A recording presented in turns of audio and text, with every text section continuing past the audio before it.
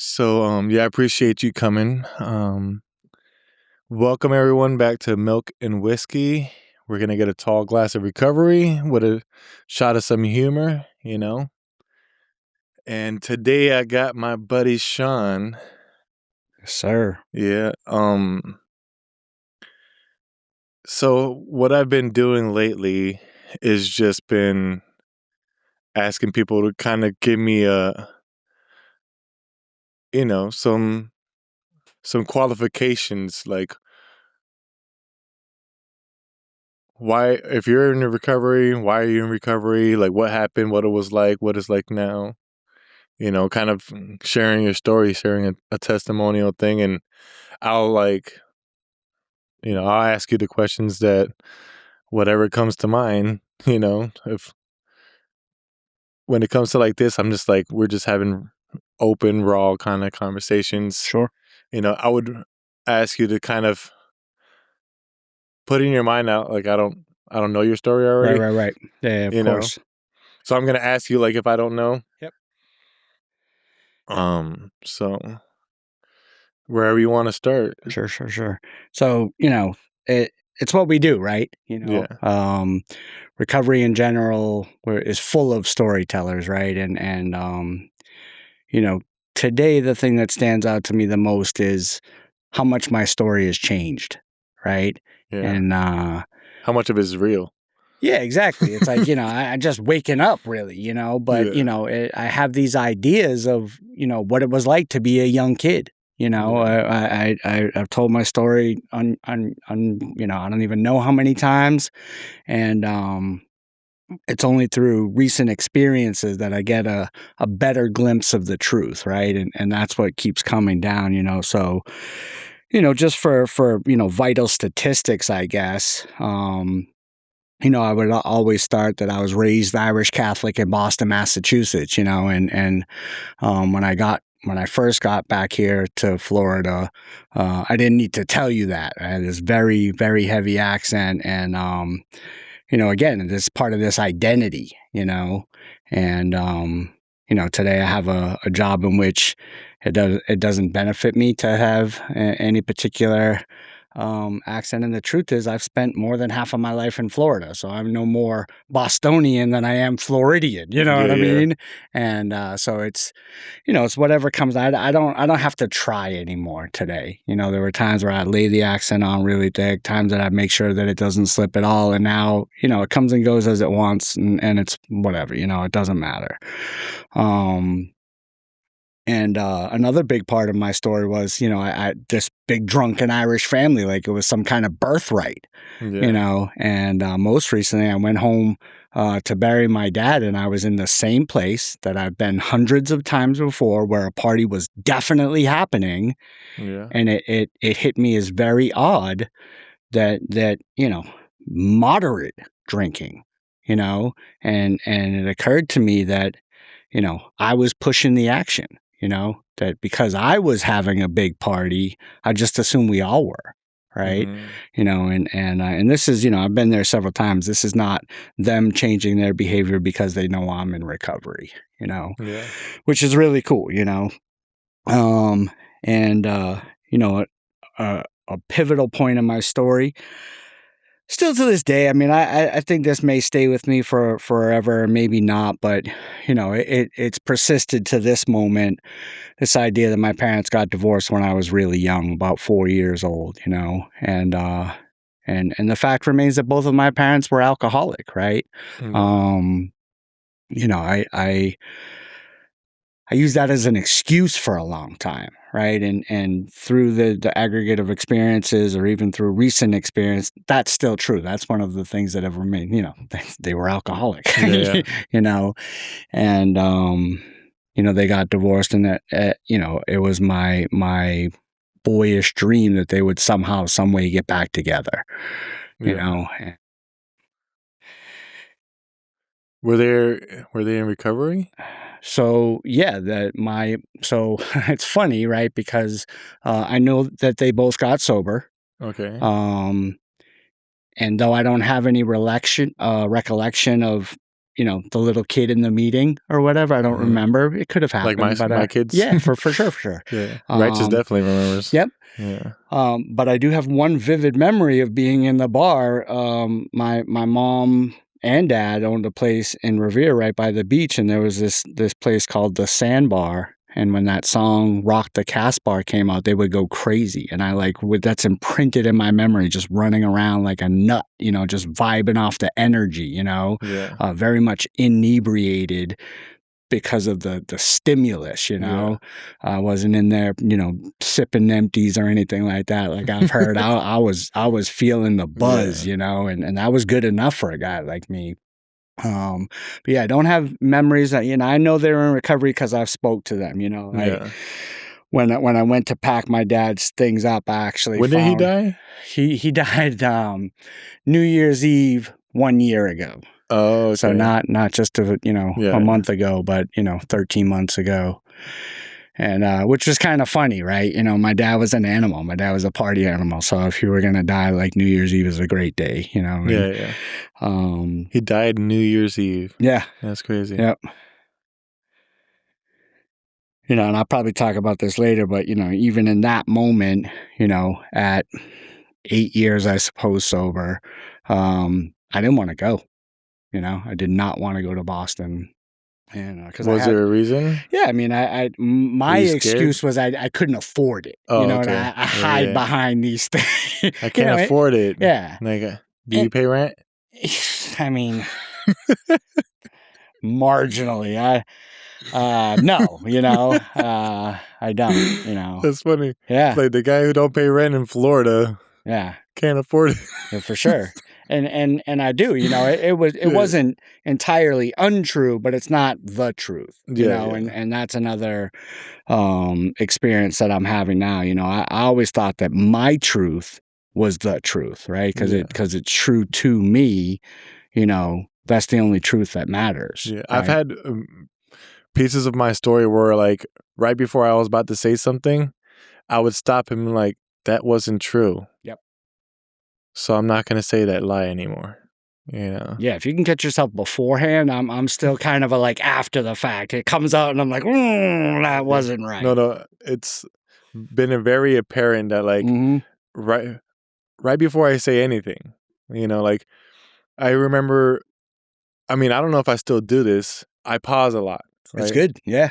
I pause a lot because I'm like, I don't know if what I'm about to say is actually the truth. Right. Yeah, take a second to measure your words, right? It's a lost art these days, right? People are just flying off the hip, and people, me being people, of course, put in their mouth a lot. Yeah, exactly. And a lot of regret, right? And just because something is true doesn't necessarily mean that it needs to be verbalized, right? How many painful lessons have I learned about that? Yeah, So yeah, that how old were you when you finally found like sobriety? I was 37. Did you try before or? I say no, right? I say I'm a first timer. I did go to a detox through the Family Medical Leave Act from my job. Yeah. So I did spend 5 days in a detox, but I literally went home and started using immediately. And not like, oh, I just started. Yeah. The way I explain it, I just felt kind of sick, and I just needed something to take the edge off. And I did one, and I just never stopped again for 6 years. I mean, but like in that moment, right? I was gonna do one, just one. I was gonna do one. It was gonna make me feel better, and then get back on this. What I didn't even know what I wasn't there to get clean or to get sober, right? I was there because they told me they would pay me for a whole year to take care of this little problem they thought I had. I didn't think I had a problem, Yeah. My life wasn't going the way I wanted it to, but as far as a problem, I wasn't there at that point, but everybody else can see it but you. Yeah, I was definitely the last one to find out. Yeah. So you went and it took you said 6 years? after that? Approximately, yeah, something like that. That was around 2010, 2011. It's Okay. man, like, I'm a blackout drinker for one from the day one. Yeah. But also, all of the other chemicals that I'm putting in my system is very hard, and I don't have a life. Was it just alcohol or Oh I mean, I know no, you said yeah. chemicals, like Yeah, what yeah, kind of yeah. chemicals? Everything. Okay. If you would put it in front of me, I wouldn't even ask questions. I would try it and then maybe ask a question, you know. Yeah. Um, so the best story that I have to describe that type of behavior is whenever ketamine first came out, and I'm like a club kid here in Central Florida, and I'm already doing a bunch of ecstasy and anything else I can get my hands on. And I go to this guy's house to grab whatever he's got to offer, and he just gets done taking this glass pie tin out of the oven, and it's got white powder on it, Hmm. right? And I immediately think cocaine, and I'm kind of You doing want to all. do as much as you can Yeah, yeah, and I'm because that's already what doing a lot cocaine. of Yeah. meth, but it didn't, It it was looked different ketamine. to me. I don't know, Oh, right? okay. So he starts scraping it in the plate, and it's like a sizable amount.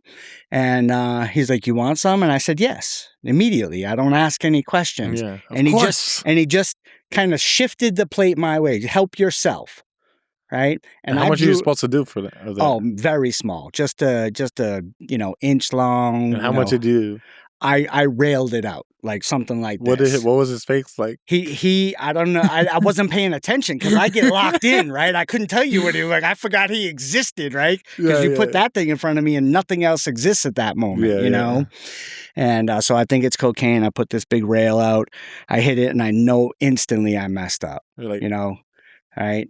And then I asked, well, what was that? And he tells me it's ketamine, and I never even heard of what the hell does ketamine. ketamine do? So ketamine is an animal tranquilizer, and it can almost force like an out of body experience, right? Mm, I have hazy memories of like hanging out the window on the way home, saying like I'm Gumby, like it is mind, it is mm. body, it just I never had a problem with ketamine. so the term I for might as well go try. when you do a lot of ketamine is called a K-hole. So it is somewhat of a depressant, or it Okay. kind of takes you out of, it's not a social drug, Yeah, yeah. You Um, isolate. yeah. But so yeah, and that's just very indicative of my What are relationship. considered social drugs? I mean, dude, Because like for as a me, drug addict, it's like yeah, for I don't me, want to be yeah, social with anybody. I'm nah, like, give me my fucking thing right here. I want this table and this chair, and I don't want anybody else around me at all, so I can right. finish this all and go get more later. Yeah, I mean, I don't know. I got friends that use and drink, and I don't think there's any social heroin users, right? Yeah, just But cocaine like seems to be a in pretty a circle nodding. popular. Yeah, Yeah, alcohol obviously is social yeah, yeah. lubricant. Social's lubricant. Yeah, I can see that. I think Cocaine can help you with the hmm alcohol. and then today is very different. There's a lot less stigma around drug use, right? Where the Yeah. heavy use of medicinal marijuana It's or any also like like variation. the music has been like dumping a lot of drug addict Oh yeah, yeah, rappers and yep, stuff. Glorifying being fucked up. yep. Molly Percocet, Yeah, yeah, Molly So Percocet. Yeah, I mean, I did just Molly, right, yep, Molly blunt. Put a Molly in the blunt. Went from Molly to just straight meth, and they were like, "This is Molly." Like, no, it's meth. They just don't have Molly, and they're not going to tell you. right. You know. That was the other thing too. Like I always thought, if I ever thought that I had a problem, it was a very um, acute problem. You know what I mean? Like, oh man, I'm doing too much of this, right? If I could just stop doing heroin, Yeah. it would be okay. So what I do is do meth for 4 years instead, right? Mm, And you start hanging out with the meth people, and you know they only do meth, and they make fun of anybody who's drunk or nodding out because they're yeah. it makes you super alert, and so I become a meth person, Yeah. but I think I'm Not much doing sleep. good. Yeah, right, exactly. And I think I'm doing good. I'm sort of proud of the fact that I'm clean off of heroin. I don't even see that It's I like just. you're like I pity the fool. Like Yep. And, Yeah. it's the other thing is trouble, right? I don't unless I get caught by the cops, I don't typically get in a bunch of trouble when it comes to drugs. Yeah, Like yeah. I'm the kind of guy that, especially, in the later stages, is kind of just the only time I'm on the road is to go get, and get it home safely. And then I'm. Yeah, the only time I ever had a trouble and I ever got in trouble with the law was because of drugs. Yeah, Always, every single time. Like, never got caught for drugs, right. but I was always doing something to get money to get more drugs. Yeah. Now, drunk, that's the other thing. I had this thing like, feeling like I'm in the wrong recovery program and da da da, and I'm maybe this and I'm maybe that, and when I drink, you know, stuff happens. Yeah. You know, not to say that it's better when I do drugs, right? But I don't have a lot of evidence. I mean, all of my charges are drug related, right? Okay. But all of the other stuff is alcohol related, Yeah. right? The loss of jobs, and there's some drugs in there too, but the relational stuff, getting into not all of it, I got a nice mix, dude. But it was pretty clear to me that you know, I can't control my drinking. I may be very good at it. I may be able to do it quite a bit and more than most, but not successfully, Yeah. right? That I and here was a turning point, that didn't hit me until much later.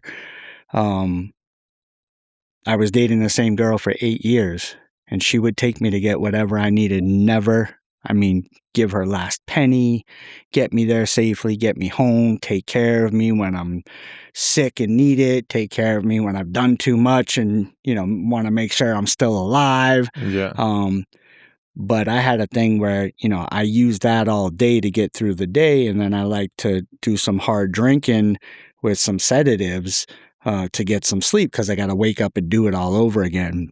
And she would beg me every time, please, do you really need the alcohol? Do you please, And what I didn't realize is she would tell me later that she can see in my eyes that I'm a different person or that the person that she knows isn't Yeah. available in that body at a Mr. certain point. Hyde. Yep.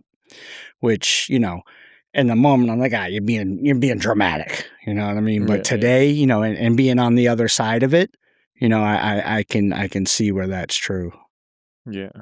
So you got into recovery around 37, Yep. and then what brought you, like, what was the last thing you did, or like, what happened? Like, what caused you to say, all right, I don't want to do this anymore? Yeah. So, we talk about rock bottom or reaching your bottom or Yeah, you got to whatever it reach a is. bottom or a turning point at least. And it's funny, it always struck me as odd that when I got sober, right, or when I stopped using, was nowhere near the worst period of my life. The best that I could describe it was maybe the saddest, right? If Yeah. if we're, if we're Well, going sad. It's right, not the worst. It's just yeah, yeah, sad. yeah, because there were times where I was approaching death on a regular basis. At the end, it was just Yeah. pathetic. Yeah. You I hit bottom a long time ago. You just kept hanging on, yeah, and really, not just like for me to talk, we talk about death a lot, right? Yeah. To drink is to die, and if somebody would approach me with that when I first was coming in, I'd be like, bro, bring that. Where can we Yeah. expedite that process, right? Today, I don't believe that they're talking about physical death. Right. Yeah. Or not only physical Not death, only because, physical. because Yeah. the physical death, we, how many Yeah. funerals you been to, right? A That lot. happens, Yeah. right? But for me, a much scarier possibility is to live a really long time and not experience any change, Yeah. right? To just get by in that pathetic state. I mean, I had as Yeah. much of that as I could possibly Living under a handle. cloud and like not having any real direction in life and Yeah. purpose. And dude, I was a driven kid when just before I started messing around, like I bet it was probably impressive to my dad. I bet he felt like a really good dad based Yeah. on, my goals and ambitions and my drive up to that point. You know, I had a paper route. I was pumping gas after school. I was caddying, making my own money, buying my own things. I had got my junior open water scuba diving license. I already know what school I want to go to. I want to be a marine biologist. I want to go to Mass Maritime. I'm taking a captain's boating course. I was 11. I think the next oldest person was like 24 in that scuba diving class. Yeah. And all of that, right? Like. I was a driven kid. I knew what I wanted to do, and I was willing to put the work in to do it, and everything changed like in an instant, and it wasn't even, there was no fight, like I knew what I wanted to do, right? Yeah. And all of those ambitions just disappeared. They didn't matter at all, which is still a little wild to me, but the cool part is like I get to pick up at, 40 something, right? Where my Yeah. life's just now starting to take a turn for like, oh, what do you want to be when you grow up? Right. And now I get to pick up from here and try to So actually make something of myself. so you got sober in Boston, right? No, I didn't And actually. no, I you got sober didn't? in Philly. Oh, you got in Philly. Yeah. Philly's a rough place too. Yep. I've been over there. Yep. Yeah, they're fucking assholes out there. Sorry, Philly. Yeah. So like everybody's like, "What do you want?" Like everywhere you go. it's a definite like archetype there. Yeah. You know what I mean? And I got a lot of love for the place because like I learned a lot about me, and I was there for a very short time, maybe 6 months. I got there. I got there July 4th weekend, 2016, and my sobriety date is August 25th, 2016. So I lasted 6 weeks, right? In Yeah. that, being from the mean streets of Boston, I lasted 6 weeks in Philly, trying to figure it out on my own, and then about 6 months to get through this process and start to. Is there a lot of racism in Boston? Not to No. me, What about in Connecticut? Do you I know? don't know. I don't know much No. at all about Connecticut. I only asked that because like I just remember like whenever I was working at Amazon job, like Yeah. there was like a definite shutdown at one of the projects. I don't know if it was in Connecticut or Boston, but they like hung some like fake dummy or whatever, and it was Okay. like, "Get out of here, N-word." Wow. But I think if I'm remember, That seems like some if, deep South stuff to me, but yeah, no, but it was, In no, I remember Connecticut, now. that's No, it was in Connecticut actually. I don't know why I thought Boston, but no. Boston's a pretty diverse place, man, and it's a very Philly is the city of brotherly love, but like that's one of the things that I really did like about Philadelphia is how reminiscent of Boston that it is. It's a very big city it is big. in a I very like small footprint. Yeah. It has a lot of culture out there. And also, Yeah. the people are for the people. Very, very seldom do you see them infighting. Yeah, You know what I mean? Same thing in Boston. It's like, we are Boston and then there's everybody else, Yeah. So it was, even though it wasn't home for me, it was comfortable. Yeah, we don't have that here in Florida because This everybody is, else is from somewhere else. yeah, and this is the melting pot. Like for me, Yeah. for the It's places that straight I've up lived. the melting pot because Yeah. everywhere else, if you're Hispanic, you're Mexican. Oh yeah, it's crazy, right? They don't even know that there's You didn't other know countries that speak Spanish. Yeah, Venezuelan. They just think that Venezuelans are in Venezuela. Right. Yeah, where is that in Mexico? It's like actually It's South America, No, but it's South Mexico, bro. it's close, dude. Yeah, well, wait, is South America's not part of Mexico? Like I'm my parents are Colombian. Like, no, we're actually South Mexican. But yeah, so how has it been like in recovery? How has the journey been? How's your ride? And what was some pivotal moments in your journey? Yeah, it's easier to talk about those pivotal moments, to try to encapsulate what the past 9 years have been like is just the whole spectrum. Yeah, It's just like on which day, which Yeah. period of time, which I think is a good experience to have, right? I will I will say that is a good question because like there may be this idea that you stop using drugs and alcohol and all of a sudden life just gets better and better and better, which Yeah. it does, Yeah. right? But life still happens, right? Yeah. And I'm not very good at handling life when life happens. And so, those things are just opportunities to grow and figure out, how do you lose a job gracefully, right? How do you lose a family member, with dignity? Yeah. How do you preserve a family member's dignity while they're passing? I don't even want to. You say something like that to me before, I'm like, bro, I'll run from you. That's the scariest idea on the planet. You're weird for mentioning that, you know. Yeah. Um, but it's those kind of things that I think bring enough value to me in my life that when that next thing comes that shouldn't happen to a guy like me, right?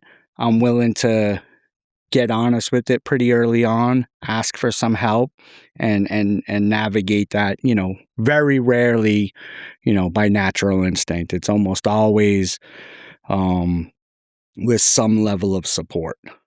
Yeah. I know that you came from Philly down here to help with your mom, Yeah, right? so I spent 18 months on. So I got a commercial driver's license in early sobriety. My first sponsor had a CDL. He got it from the local county. I didn't have no skills, you Yeah, know yeah, what I yeah. mean? And so it was the only thing that looked attractive to me that was like nursing, computer science, CDL. where yeah, right. And that's the only thing that like, I'm like, you know, drive? yeah. I know how to And drive. well, it's funny because I worked at a moving company in 10 years for Yeah. Boston. They were begging me to do this. Like, this just makes sense. You're a career guy. Like, get this and you won't have to stick around here. But I knew that I could never pass a drug test. Yeah, yeah. And then if there was an accident, it's a wrap. Yeah. And so there was some allure to that as well. It wasn't just the only thing. It was like a chance to do that thing that I knew I probably should have long ago if I could have just passed the urinalysis, you Yeah. know? And so then I spent 18 months on the road. And in that process, I had come home and I saw my mom for the first time in a decade, you know? You Um, spoke to her though? I spoke to her, but only after I got sober. There was a Oh. good 10-year period where I had nothing, no communication. Oh, okay. And so when I first got sober, I started to kind of inch in and, let her know. And she started to get close to Erica and Who's Erica? was my girlfriend at the time Oh, that, okay. when I got sober. And maybe like a year in or so, my company, which rarely ever went to Florida, happened to send me to Florida. And my sponsor had been on my butt about making amends for a long Yeah. Is time. it odd or is it God, right? Oh yeah, for sure, for sure. Like, and that's the thing is like everything is it's really just a roadmap of where like God, led me, pushed me, shoved me, drugged me, Yeah. It's like like I would say, like I say this to my son too. I say I'm gonna drag you across the finish line, whether you're yeah, kicking and yeah, screaming or yeah, not. yeah, You yeah. know? We're gonna make the mark. Yeah. You can cooperate or you can be drugged, and Yeah. that's how recovery's been for me. Like legit, I've been blessed to have some really strong examples, some real friends who care more about my life than my happiness or my face. Yeah. Like I wasn't given a lot of options. Even my first sponsor, it wasn't a matter of if I was gonna do anything. Yeah. I remember when I first met you, it was at a NA meeting, Mm-hmm. right? We went to Dairy Queen Yeah. afterwards, and you seemed like at that point you seemed like there was something missing, right? Like it almost felt like if this is what it is, kind of, vibe Yeah. that I got off of you. And I remember you confirmed that afterwards too. And I And was and then very, very afraid. yeah, and I was like, bro, you don't like because you're an AA guy. I'm like, you don't have to go and conform to these, like, for lack of a better term, these NA meetings, because if you're an AA guy, go to AA. Right. You know, if you like that program better, do that. If you like this program, do that.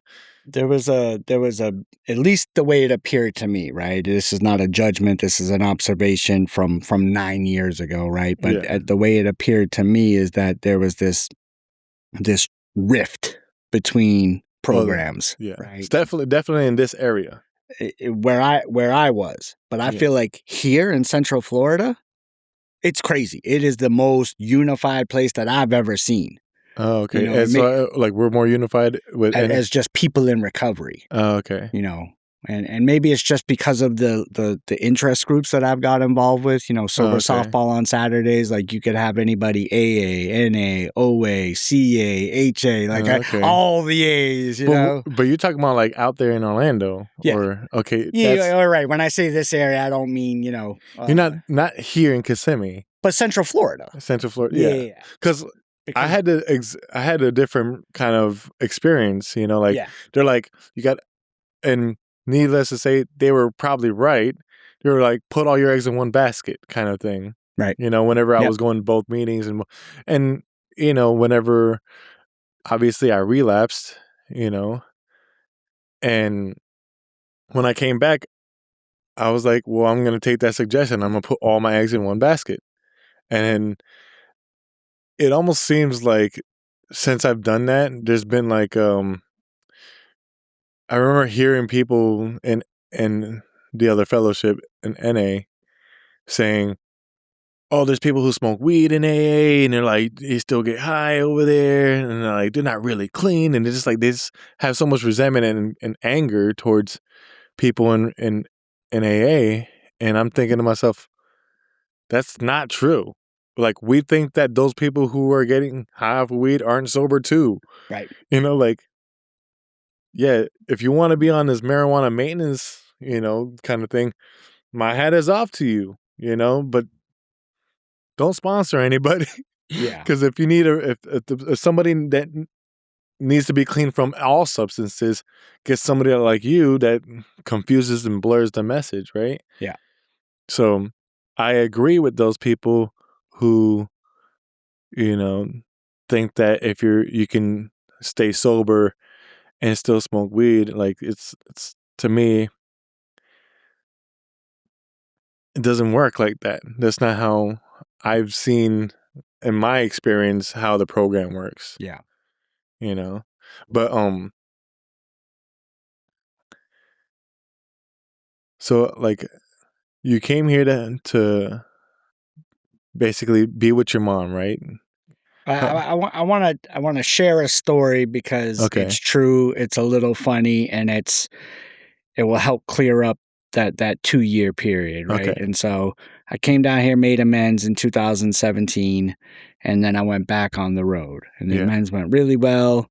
But my mom has been dating the same guy for a long time. Uh, almost 40 years. Yeah. And so he's there too. Okay. My Oh, so stepdad. he's living at the mom's house, Yeah. right? So when I go to make amends, you can't just make amends to your mom and be like, later, Like dude. yeah. So, and I don't want to do it, right? Because what I know today is I don't want to give the guy a chance, right? To this Uh, time, to this point, I've not given him a and chance, you and had beef so I'm with him not going to before you start. got sober? Not so much be. Yeah, You no, just didn't no, like him. no appreciation. Never, not willing to give him a chance. It's not animus, but there certainly isn't any understanding, it's Yeah. not hatred. It's just like I don't claim them. Just no interest. For a matter of fact, when I'm first doing my fourth Yeah. step, I'm talking about my stepbrother, right? Yeah. And my sponsor, he ain't that smart, but he's smart enough to know, like, ask some questions like, okay, this other boy, this is your mom's son? I said, yeah. He's like, dude, that's your brother. You know what I mean? I'm like, no, because it's his son, right? And so I Okay. need to have that separation. Wait. So your half brother, you called your stepbrother. Yeah, What? yeah. But just because, like, I wouldn't even let the spawn be that It's close like to me. It's like blasphemy. Yeah. Yeah, which is You little crazy, right? Because bastard. it's not like I was actively, there wasn't this like, oh, F them. It was just this thing like, they're not me. They're not with me. They're here Yeah. because somebody else made a bad decision. You know what I mean? Like, Yeah. so anyways, he's there. The amends with the mom goes really well. And I got to try to power through with this dude. And he's starting to let me off the hook. Oh, you don't owe me anything. Da, da, da, da, da. So I go through the You're thing like, and great. like we do at the end, is there anything that I missed? What can I do to make it right? And he's like, well, your mom does get calls from her friends because I've been talking to her for the past year, right? And, or at least I'm reporting that I am. And, he says, they ask about you, how you're doing, and she doesn't know what to tell them. Could you be in better communication with your mom? And I'm talking about absolute dagger, right? And we talk about God's grace a lot. For me, that was maybe one of the first instances where, to me, it's so powerful in this moment, right? Because I shouldn't be able to hear that from him, Yeah. right? He should be the person where he starts to sound like Charlie Brown because Wah, there's a wah, wah, wah, wah. block, right? But Yeah. I heard him loud and clear, right? Could you just try to be in better communication with your mom, right? And the worst part is it seems like an unreasonable request, right? Terrifying, right? It Yeah. shouldn't be Yeah. that hard to call your mom, talk to your mom, right? But Yeah. like, bro, it is. And so I'm struggling with this thing and I'm trying to call her and I'm, talking with my sponsor and I get, some way You ever it's figure out why it was hard? just I've been out of practice. I didn't really have a relationship with my mom. You know what I mean? Like a Yeah. whole lot of reasons. And like, dude, what do you talk about? I don't know how to talk to anybody. I'm 1 year sober. I'm Yeah. not a Yeah. conversationalist. You know what I mean? Like, Yeah. Yeah. Yeah. I get it. and Yeah. so, and I get some, what I thought was the smartest man alive kind of direction was just like, hey, just try to stay on the phone 5 minutes longer than you're comfortable, right? And I'm uncomfortable 6 seconds in, so all I got to do is make it 5 minutes and 6 seconds, right? Which seems doable at that point. Yeah. And time goes by and the more conversations, and then in September of 2018, I got that call from mom, which never happened, that she was sick. And, I just started working out in Cheyenne, Wyoming with this awesome company. It wasn't my dream job, but it was a very good one. And I told my mom, I'm sorry to hear that. It's September, can I get back to you in the new year about coming to see you? She tells me she's stage 4 terminal ovarian cancer and she just wants me to come spend some time with her. And today what I know, as I said, is just don't die for 5 months and I got you. Yeah. And How do you feel about that? today, Yeah. I'm okay with it, right? Today, Yeah. I know that I did the best that I could, right? Yeah. We have when we talk about conduct in the inventory, in that third inventory, the question is, what should we have done instead, Yeah. right? And It doesn't say feel bad about it now. or even or not, we're not speculating like what could we have done Yeah. instead, right? It's like, and thank God, right? Because I think everything in my inventory, I was doing the best that I could. It wasn't like I had one option that was pretty good, but I had decided to take the nuclear option. Yeah. I wasn't like that, right? I was legit trying to get by, not trying to, Not start trying no to use. stuff, Yeah. And so like, as and I don't think that's a cop out. I don't think that's an excuse. I think that it was genuine, right? My life's just starting to get good. Can you give me a couple months to get prepared so when I do come down there, I can do it right. You know Yeah. what I mean? But as a mom who just found out she's dying, I can't imagine what that Yeah. sounds like. What you hear, because You're there's like, I don't know how much time I got left. right. Yeah. And so Like if I'm alive, kind yep. of thing. And God had different plans for me, and I ended up wrecking that truck, losing that job, and I called my mom back and I told her I changed my mind. How soon was it? It wasn't 5 months? Oh, bro, it was like days. I used to Yeah, say God that it was was like, like the God was same doing day for you or what the you couldn't next do day. for Oh, for yourself. sure. And I can't He's like, remember. Again, I'm hazy get on your ass everything. to float. For sure. And I'm out of options, bro. Yeah. And so yeah, I'm back at mom's house and and I didn't choose to be there, right? So when Yeah. you talk about meeting me for the first time, I'm so afraid, right? I don't, and the reason that I didn't parole out of prison in 2003 back to Florida is because I was afraid for my life. You know, the stuff Yeah. that I was doing when I went to prison in 2000, you know, uh, I was afraid to come back to Florida. So I've got that stuff. I'm newly sober. I You're don't, afraid to come back because you might have found. yeah, I mean, I was robbing people at gunpoint down here. Oh, You know what okay. I mean? Like that was Oh, that so was you would like run into somebody. Yeah, yeah, yeah, yeah, I was afraid, you know, yeah, and also just like, you know, I don't know any other life in Florida outside of the one that I was living yeah. here. Outside of running, people like put in like your hat. Yep, yep. So,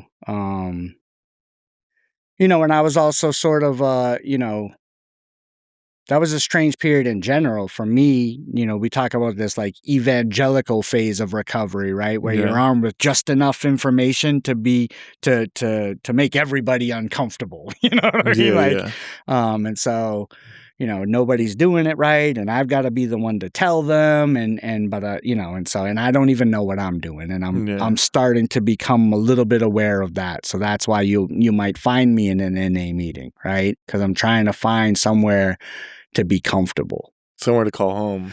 Yeah. Yeah. I mean, I remember seeing that. So like, I'm glad that you found the fellowship you were craving too. You know, like whenever I was like, "Hey, you should try these meetings out here in Orlando." Right. You never stop going. No. Yeah, No, that was a life changer, right? It changed the entire course of my life. Um, yeah. yeah, I don't want to I bro. don't And honestly, like if my life wasn't so full with my kids, I would prefer being out there too. yeah, You know, like I just can vibe with the people a whole lot easier. They're our age, you know, younger or yeah, somewhat right our around. right Some around our older, age some group. You know, younger, but they don't have 30, somewhat like they're not as sober as long as I've been alive, kind of thing. yeah, You know, like nothing against relatable. nothing against older. We need them. I For sure. love Yeah, them. my sponsor is one of them. You know what I Yeah, mean? yeah, but I also can't live life with them. You Right. know, like I need them to be there to carry the hope Yeah. that it's possible. Yeah, but the importance of a road dog in recovery, right? Yeah, Like somebody who is relatable, who I can see myself in, or where you can go to play softball with, where yeah. you can hit And the gym with, well, or for hang me, out with, or play poker with. yeah, for sure. I mean, but yeah, I mean, so then what else happened? How did it happen with your mom? So it came down in September 2018, and I was faced with all of the responsibility. At least that's how it appeared to me. You know, like Yeah, my stepdad's there; he's going to work every day, but I'm the caretaker. I'm driving to the appointments. I'm making the food. I'm cleaning the house. yeah. And I don't have any practice doing any of that. I really don't even know how to do any of You that. don't know how to cook. I actually know how to cook a little bit. My dad was pretty good in the kitchen. His mom was phenomenal, and I took to that. I would say like cooking and shopping were two things that I was pretty confident about. Yeah, But even still, like I don't know how to cook for a family. You know, and I don't know how to cook for a dying mom. I don't know how, you know what I mean? And their taste, like, they think black pepper is spicy. You know what I mean? So it's yeah, like, how do you make, and I've got a very different palate, right? Where nothing is ever spicy enough. And so, just figuring out all that, I'm uncomfortable in hospitals in general, and I'm spending a lot of time in hospitals. yeah. And towards the end, you encounter some messes and some situations. I had to help a nurse put a catheter in my mom. For me, Mm. that's one of those things that shouldn't happen to anybody, but definitely not me. You know what I Yeah, mean? yeah, Um, but today I'm grateful for all of that, right? And it allowed me to learn, right? It allowed me to learn to let a mom be a mom, right? To learn how to be a son. You guys taught me how to yeah, be a friend, right? I even learned how to be a half decent employee somehow. Um, you know, I learned a lot here in yeah. Florida recently. Yeah. You got to do more than just make amends to your mom. You got to like send her off with some grace and hope and Yep. for you. For sure. Yeah. And I think about her often, and it's not, I've never really lost anybody important in my life, and Yeah. whenever I see people grieving with loss, I always try to imagine what that would feel like, and Yeah. it feels terrible, right? It feels like there's a piece of me missing because I've heard that in a Hallmark story or something. That may be some people's experience, Yeah. but for me, most of the thoughts that I have is like, I like to think that my mom would be relatively proud of me today where I'm at, and I know that she was proud of me when she was still alive, Yeah. Um, yeah, so but we got about 5 really good years, and she helped me clear some stuff up too. There were some lucid periods where her all of her defenses were down. So you Yeah. could, not that I was taking advantage of her, but you could ask her anything and you were going to get the story, and she would just come out of left field sometimes. She hit me with "Oh, did I ever tell you why we moved to Florida?" I'm like, B word, I Like, already no. know. I know, I'm convinced I know, Yeah. Yeah. right? Because I was 7. My brother Michael was 6 months old, Yeah. right? And her and Mike, and you came down here to have your little love affair and stole me away from my whole big family in Boston. That's what happened. Of course I know why you came down here, Yeah. And she tells me this story of being pretty newly sober, right? And her mom, who left her and her sister with their dad when they were very small, she's 31, calls her out of the blue and wants to have some kind of relationship. So she decides to move down to Florida to be closer to her mom, to try to establish a relationship with her mom. Oh. Never knew that. I have memories of this woman treating me like a prince, you know what I mean? Like putting on the Ritz for us. You couldn't have paid me enough to convince me that there was ever any animus or bad blood there. They just seemed stuck together, all very good, Yeah. and so and here I am in Orlando, right, learning how to let my mom be a mom, learning how to be a son. She didn't explain that to you whenever you guys were coming I mean, down? so here's the thing, right? I don't freaking listen, and even if I do hear you, Yeah, you didn't right? hear you. Right, I hear different, right? Yeah. And one of my favorite speakers, talks about the mirror, right? He's like, I look in the mirror and I hear my mom saying, "Oh, you ugly bastard, if I could put you back where I found you, I would. And he's like, those are the kind of things I hear when my mom says, "I love you," It's like, I hear the words that come out Yeah. of their mouth, but a different message hits my brain, Yeah. That happens to me too. It's like, Yeah. yeah, I definitely had to learn how to listen. Yeah. So I can definitely identify with that, you know. And so she died at, how long ago has it been? Because I remember making a crochet hat for Yeah, her. I got that picture still. It might Yeah. be the homepage or the of her Facebook still. Yeah. With the the ovarian cancer colors. She passed 3 years ago, so it's all, I don't know a whole lot about synchronicity, but it's fun to say, so I get it in there Yeah. every opportunity I can. And so the truth is, she died 2 days before my birthday. She died January 12th of 2022. Mm. Okay, and so after this past New Year's, right? My mom was born March 5th, 1954. Okay. My dad was born March 11th, 1955. So my mom is 6 days shy of being a year older than my dad, right? There's like 6 days there where they're the same age, if I'm doing that right. Yeah. Yeah. It's either a year and 6 days, whatever. It's definitely 6 days and it's definitely a year. Well, my dad, when he passes a year later on December 31st, is literally 2 years and 12 days apart from their passing. So my mom died 2 years and 12 days before my dad. So Okay. they're born a year and 6 days apart, die 2 years and 12 days apart, and they're so close on their birth date. And that's the long answer to your question. January 12th, 2022. Yeah. No, that's cool how they synchronize like that. That's crazy. Like it doubled up. Yeah.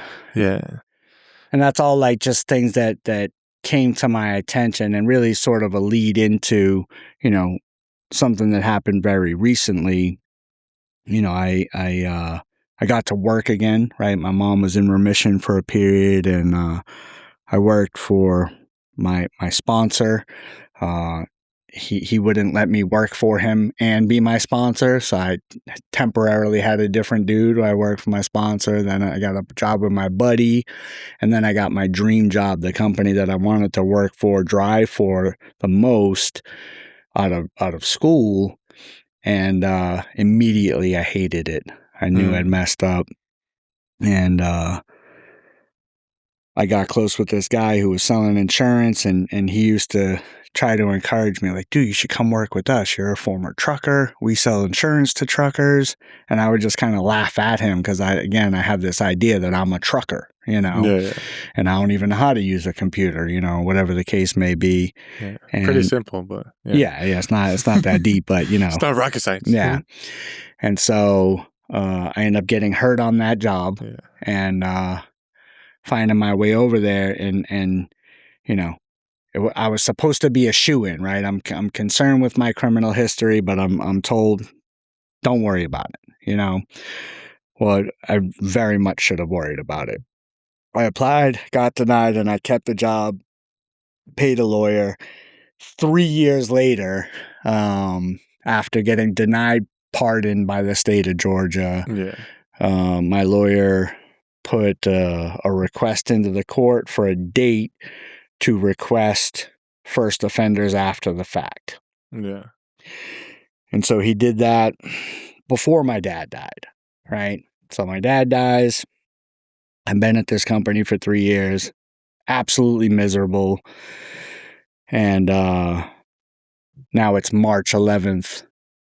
So my dad dies, my mom's birthday, she's been dead 2 years, my dad's birthday, he's been dead less than 3 months, and I'm just feeling real bad for myself, and my phone rings and it's the lawyer, and he tells me, dude, open your email.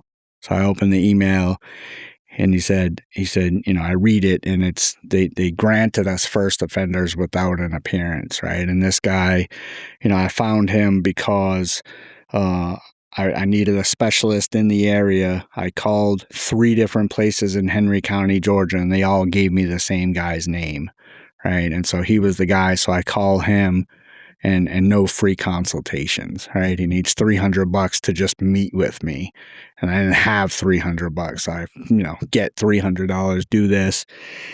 And then he tells me it's $6,700 for his services. I'm like, dude, I'm making $38,000 a year. Might as well be $1 million. I don't know anybody that has that kind of money.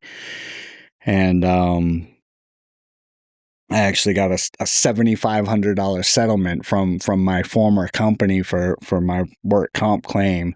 Yeah. Just enough to pay the lawyer. And I actually paid the lawyer, right? Because, God's always been showing up, but I'm the kind of guy like that will happen. I'll get $7,500 and I'll just go try to double it up so I can use the free $7,500 to pay the lawyer and still have $75,000. Yeah. And that was maybe one of the first times in my life where, God graced me with something that I didn't have any other option to do, and I didn't mess it up, or I didn't try to do something cute with it, And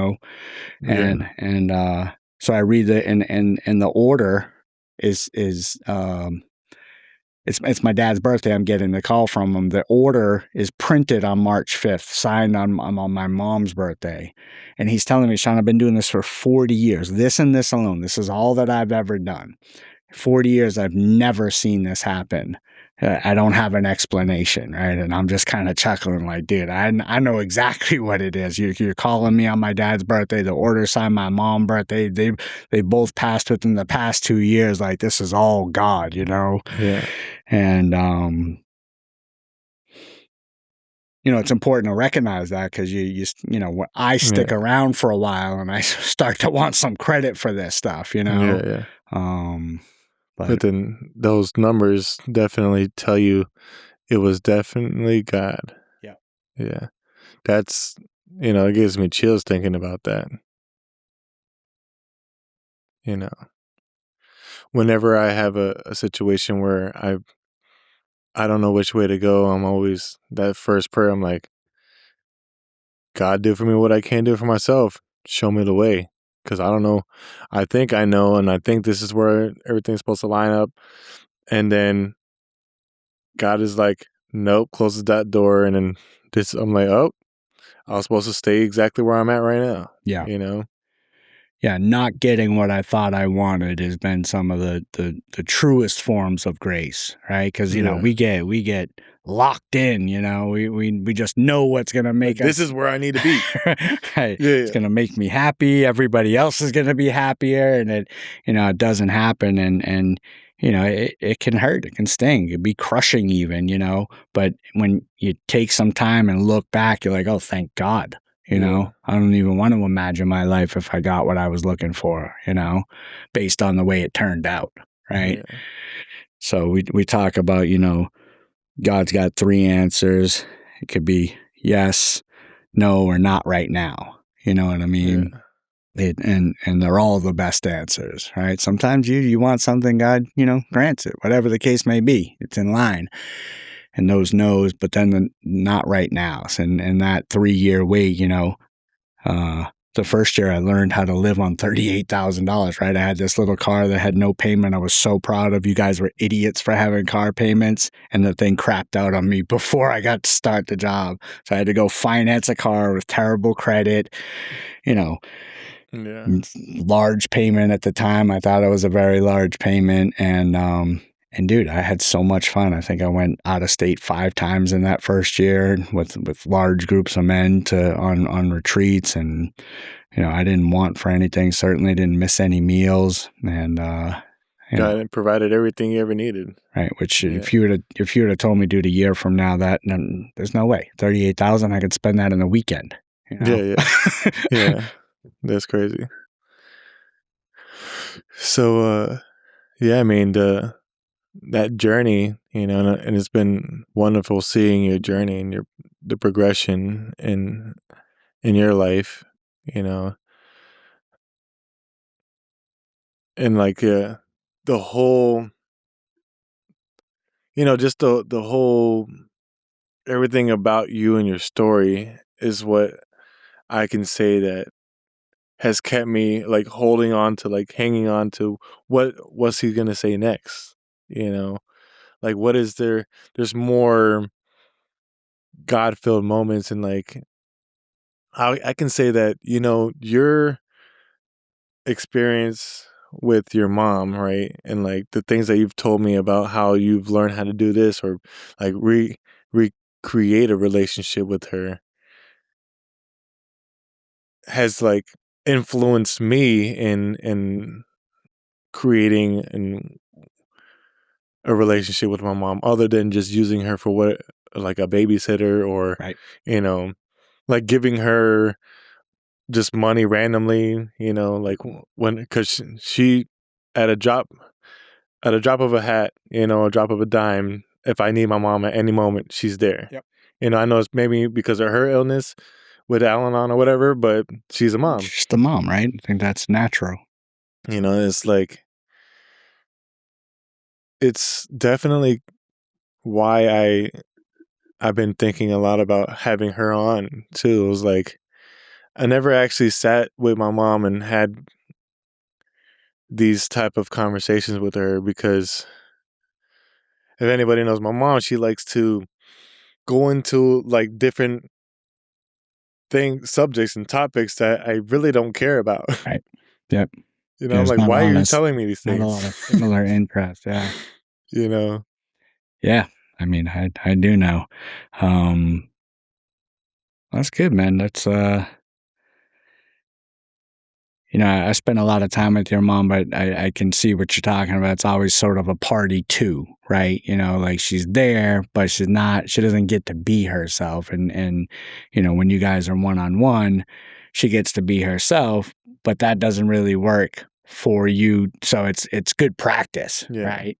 And I have people in my life like that, and generally what happens is I find out more commonality. I find more common ground, right? Yeah. Whereas, I get a little annoyed, like, dude, why are we still talking about whatever it is she likes? I don't like that stuff.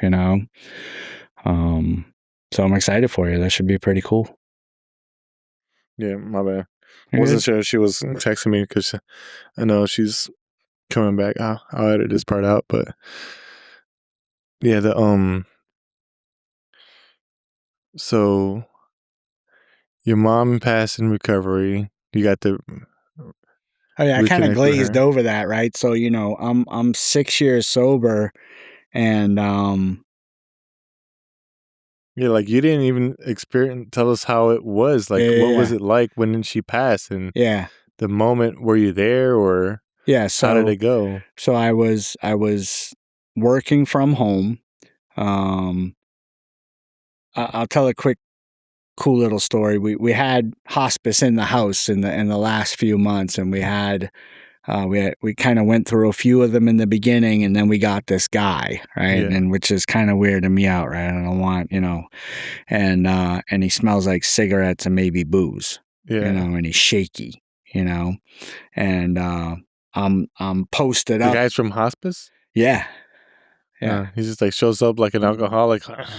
So Like I'm here to help your mom. yeah, I mean, he was nice enough and presentable, but I'm Oh, so okay. sensitive because it's my mom. I'm sniffing him out. Like, And I'm posted up in the dining room. I'm right outside of her bedroom with my computer and stuff, and I'm trying to work. And this guy would, I guess, overhear conversations.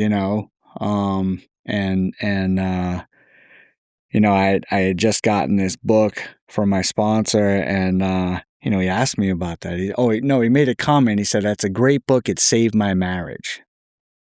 Well, you know, what book? AA book? no, it's not. I honestly couldn't tell you. Oh, okay. I've not Just read any it. other book. Yeah, I've not read it. It's collecting dust. I'm sure Uh, it's a great book.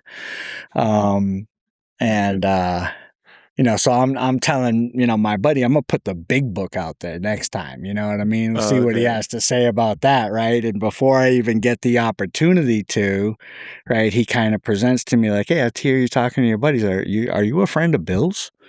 Right? And I'm like, what does this guy know? You know what I mean? I'm like, Yeah. yeah. And he's like, yeah, in February, I'll have 16 years. And I'm like, what? And he smells like booze. Nah, to me, I think, I know definitely cigarettes, but he's shaky, he's Okay. got, which is fairly common, right? Yeah. And we became fast friends, and he's actually the one at the very end. My mom had been bedridden for a long time. Um, he's the one that found there's a name for it, certain kind of bed sore that meant that she was, had almost no time left. Hmm. And, I think that was a Wednesday morning that he was there. He said she probably won't make it to the weekend, Hmm. and, she actually ended up passing that night, or yeah, that night. And, and I was at my sponsor's warehouse the next day. We were doing a book study there with, another non-AA literature. And, but I've been meeting with these guys every Thursday night for weeks and weeks and months. I knew where to go. You Yeah. know what I mean? But in that moment, my mom wanted to die at home. She was actually out in a bed. We had a medical bed in the living room. Yeah. Um, and there's a couple things that I'm going to talk about just because I don't know that I've ever talked about them, and I think it's important that I do. So, one of them was my mom at the very end stages when she was still in her room. She would have these. I'll classify them as episodes, but she would like revert to childhood. So she would be hollering for her mom, Mm. right? But towards me, right? Saying, Mom, can I come out? I just want to play, because she's been bedridden for a long time, and it's just shredding me, just ripping me apart. I'm like trying to work just outside her door, and it's going on for a while. It wasn't one time, and that was difficult. That was difficult Yeah. to be outside of the When you say door. shredding, you mean like crying? No, it was tearing me up emotionally, like, what do you do? How do you be helpful? Yeah. Anecdotally, that same guy, she wasn't eating. I was having trouble giving her meds. He's like, oh, I'll show you a trick, right? So she had liquid morphine and she had some other pills, and he's like, you got a shot glass? I'm like, I don't know. And I found one, right? My stepdad's a mechanic. We had a little snap-on shot glass. And he's before he tells me this whole thing, before we have that engagement, he's saying, oh, I'll show you what to do. And he's crushing up the pill and squirting the morphine on top of it and then sucking it back up in the oral syringe. And I'm like, this guy has no idea who he's talking to, bro. I've been doing this kind of stuff since I was like 12, Yeah, yeah, yeah. So there was that. She, was on a lot of medicine, and so that it was tough. It was tough to just sit there. You know what I mean? Like you can't be helpful. You can't. I would try to give her. I didn't want to give her any medicine too, right? Not to that I didn't want her to comfort her pain, but like, my mom was sober for 39 years when she died. yeah. I don't think she wanted to go out like that. And she didn't want to go out high. Yeah, and I don't want her to be quiet. You know what I mean? Yeah. It's tough to endure, but Yeah. it's a small price to pay to have To hear any your memory mom's rather than voice her just, before she dies. Yeah. right. And then the other thing, and I'm convinced I've not talked about this, in my mom's, everybody has these colorful stories, and I've probably already told some untrue ones about being there, holding their hand when they take their last breath, right? Because I think that's what you want to hear. That's the way it should have happened. The truth is, it had been a long day at work, right? And I went in to kind of lay down, to decompress, and she had been making this awful noise for a long time, just very labored, painful sounding, Like so, moaning? like apnea breathing, Okay. and I was annoyed, and I was kind of sitting in my room, not cursing her, but Yeah. like, dude, shut the you know what I mean? Like, Yeah, like, not come on. realizing Like, this would you is just die already? no, like I That's had what- no clue it was like the last moments, right? If Oh, I knew it was the last moments, I would have friggin' laid on top of her and hugged her through it, In my yeah. mind, this is just one more thing in the chain of unacceptable things that are happening to me in my life, Yeah. and then when it stopped and I was like, and it's over, and I didn't hold her hand,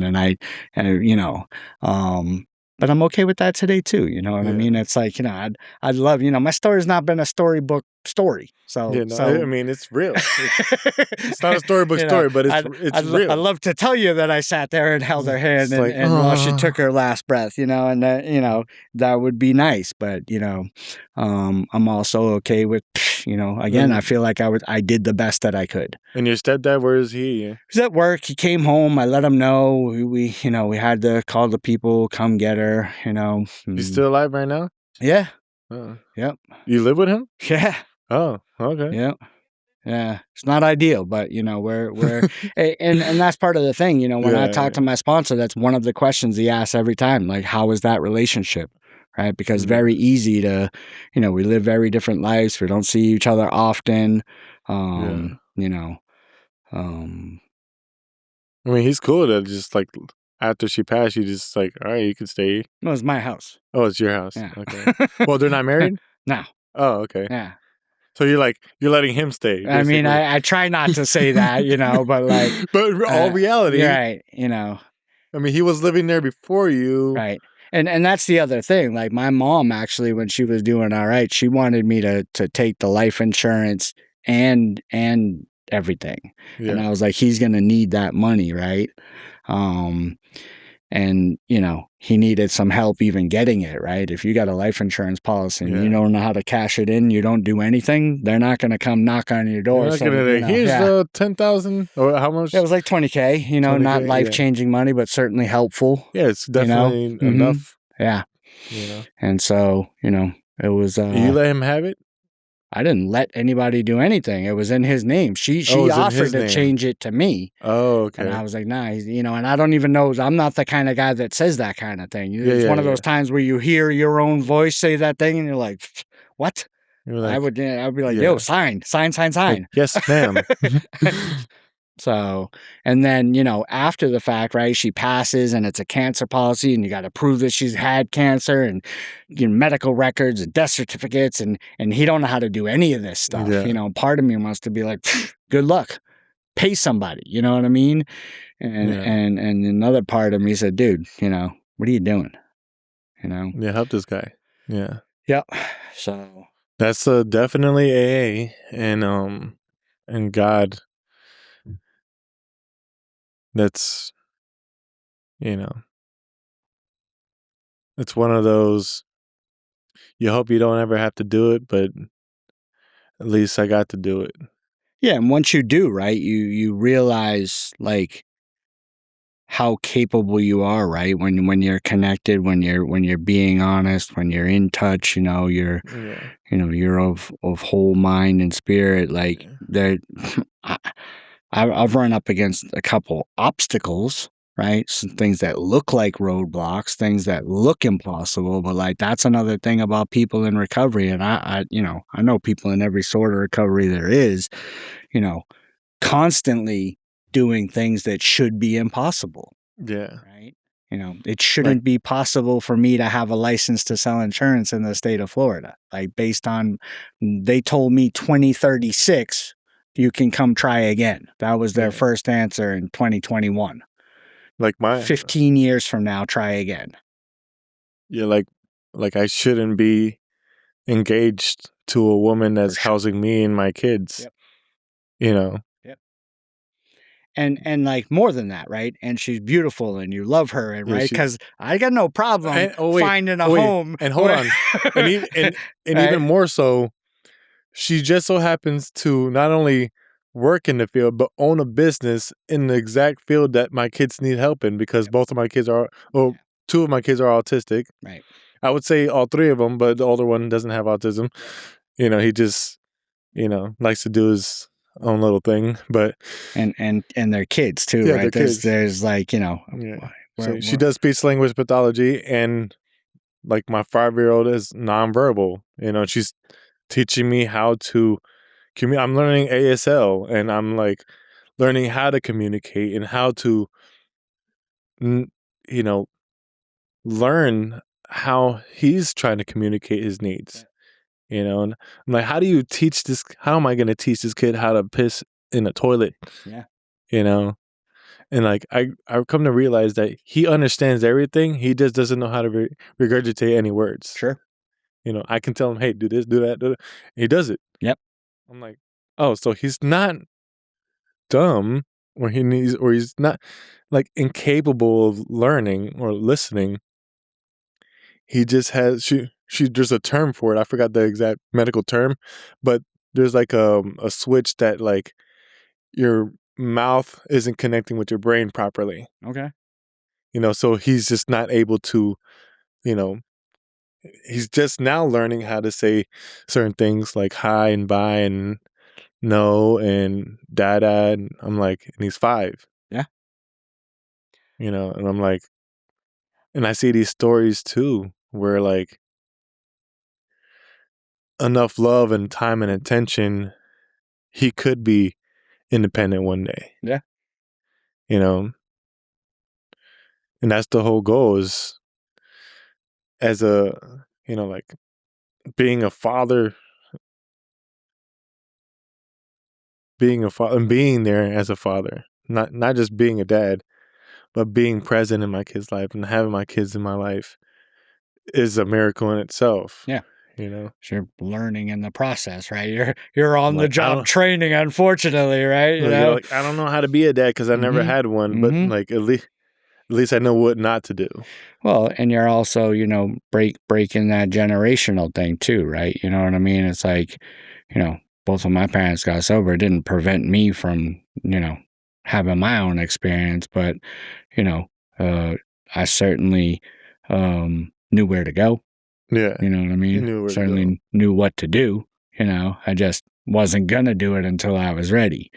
You know. And that's like also a big fear of mine too with righteous. I'm like, bro, you won't ever miss what you don't try, Right. for one. And I'm like, if I'm a crackhead and your mom's an alcoholic, like just not saying she is, Yeah. but she has all the symptoms, you most likely have the genetics too, Yeah. and it could skip a generation, it could not have. Yeah. And I Why know. not err on the side of caution? Yeah, I mean that's the thing with our disease, right? Is you got to partake to find out whether you got it or not, right? Yeah. There's probably far more. How do you know you're allergic if unless you try? hmm you know, so Yeah. but uh, being a person in recovery has become the unfair advantage, right? We have built-in networks, systems, support systems, uh, Program. you know, uh, a power, A power. right? Yeah, a program for a power. Right? Yeah. People that are further along the path than us, good examples, Good right? examples. We've Yeah. got all of this stuff that, People that can pour into us yeah, and show us. the rest of the world don't have, right? Yeah. Um, for guys especially, right? There isn't anything that I couldn't come to talk to you about. Yeah. I wouldn't have to be afraid of being judged or anything, right? Show me a regular guy that isn't in recovery that's willing to go, tell his boy what he just did or what he was thinking or how he treated his mom or you know what I Yeah. mean? Yeah. Like that ain't happening. Yeah. They'll So be judged immediately. yep. Yeah. And so, it really is. I mean,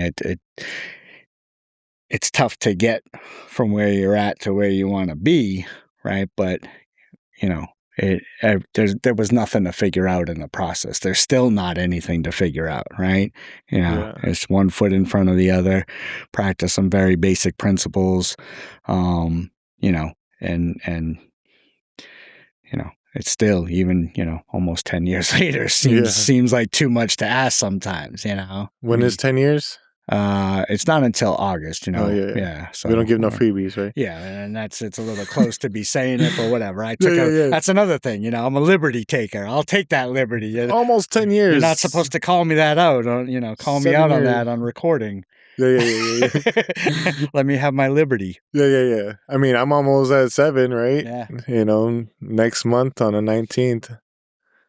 Yeah. So I really enjoy walking this path with you. I know that at any point with you, more like you and like I said, I would say just like a handful of guys, not even a whole handful, like probably 4 people outside of my brother that I know I can call or text at any point, and whenever you have a free moment, you will call me, and I can tell them myself, and I'm like, I'm grateful for you. I'm grateful for those other men, but you know, I remember the one conversation after my relapse that we had to this day.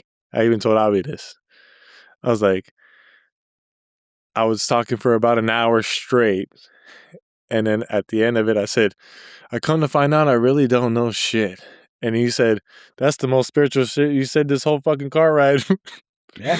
I'm like, what?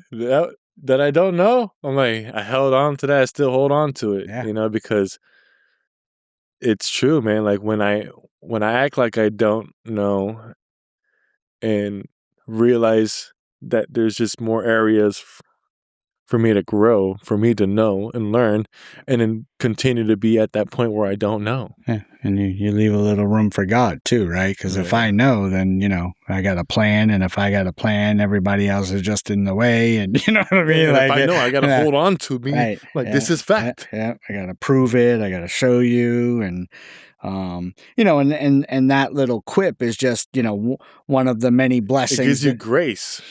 it's one of those things that when it's said to me, it pissed me off, but they were right. So I had been dying for an opportunity to use it. You may have Yeah. not been the first person I used it on, but it's one of those things where we can have a way of saying a painful truth in a fun way, and it may not even hit you in the moment. Like, Yeah. oh, that's an odd thing to say, but at some point, right, you're gonna Well, be it's like, not just like it's like you dropped a rock in the middle of this lake, and it just has been ricocheting yep, all throughout my yep, sobriety, and has like held. There's certain things like that you said, and that Albert has said, and that Jesus have said, that has just been like has transcended and has moved me and pushed me past points in my recovery. yep, You know, so and I'm like, and I always know that it wasn't you; it was God speaking through you to me. You know, and then you just did the work. You did enough work in order for that to happen. yep. You know, so yeah. I mean, I think we got a good hour in. Um, Yeah, Maybe we can have you back and share. We can talk about some different topics. anytime. All right. Thanks, man. Yeah, buddy. Love you. Love you, man. Amen.